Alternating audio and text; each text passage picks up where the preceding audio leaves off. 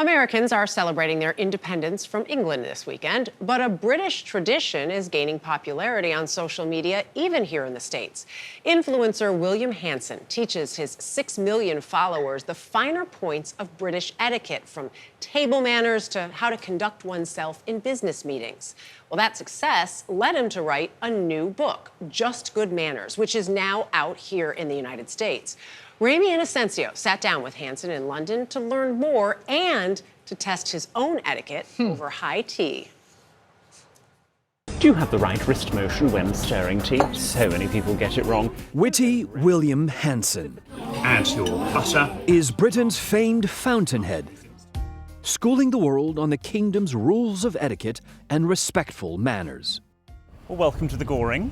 Thank you very much. Steps from Buckingham Palace at London's luxury Goring Hotel, he shared his top takeaway about talkative Americans. You're very loud over here, and we're a very small country. So, to Americans coming over, just keep it down. If I can hear a conversation halfway across a tube carriage, you are speaking too loudly. Would it be polite to say, "Excuse me"? Oh no, we would sort of in our heads be plotting their slow and eventual painful death, but we wouldn't actually say anything to them. When eating spaghetti... But he's been saying a lot to many around the world, with more than 6 million followers on Instagram and TikTok.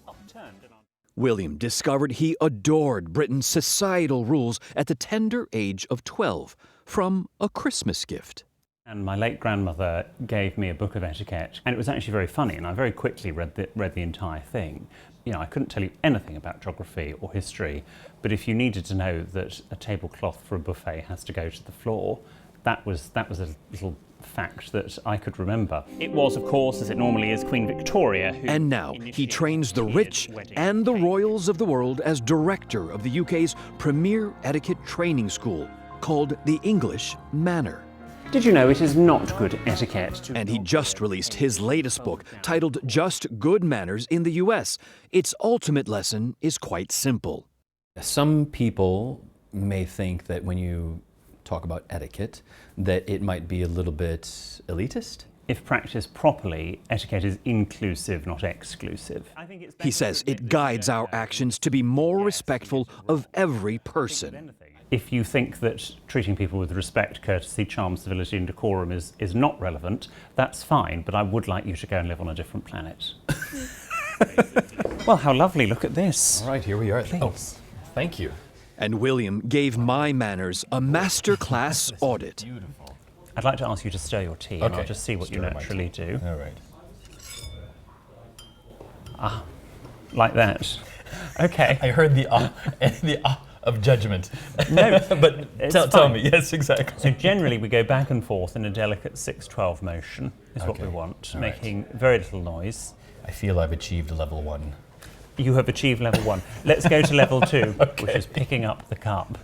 Okay, stop. So just pop that down. What? I already messed up something. Yes. So we're going to pinch. Okay, so we want to pinch. Pinch. So we're going to use these 3 fingers. Okay. We're going to pinch our thumb and our index finger. And reminding me, like a mother, more than once. Elbow tucked in. Oh, tucked in. Yes, lovely. That wasn't tucked in.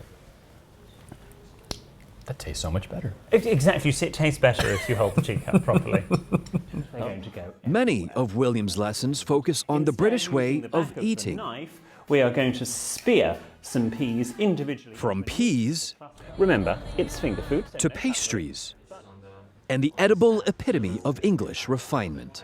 As an American, you probably call them something different to what we call them. Yes, scone. Scone. Okay, well, it's the King's English, and he says scone, so we're going to say scone. To split this scone in 2, what would you naturally do? I'd pick up my knife, I would hold this in my hand, and I would cut it lengthwise. Don't do that, please. Instead, we're going to break it with the hands. So and mind where you spread your cream. And you're doing it in the air, which is novel. So what I would suggest you do is maybe just do it on the plate. There we go. Okay. Going for a lot of cream, and that's fine. Your arteries will thank you later. And there's one thing we are all doing wrong as we end our time with champagne. We're not going to clink. You see a lot of people clinking. No, because you're drinking from delicate crystal glassware. It's not designed to be smashed together, but it would be bad manners for if, let's say, you went to clink with me and me to... And you said no. No. So I just have to go along with it. I would take quite offense to that. Exactly, yeah. I go along with it, die a little bit inside, but sort of just do it politely. Okay. And you see, that's really the whole point of manners, is considering other people.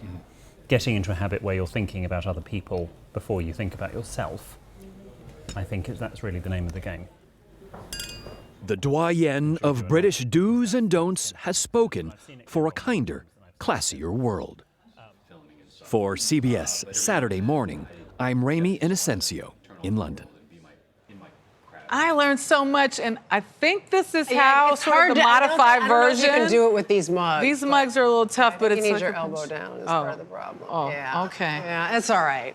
I absolutely adored him, and I love that he died a little bit inside on a few things. And Ramy, I'm with you. Everything I would have done, he would have been said like that. No, not like that. No, I got the scone right. Scone The versus scone, because I rip it open and lather all that stuff on there. We're very loud. Yes, we are. very loud And I would be telling the person what they're doing wrong. Yeah, that's me.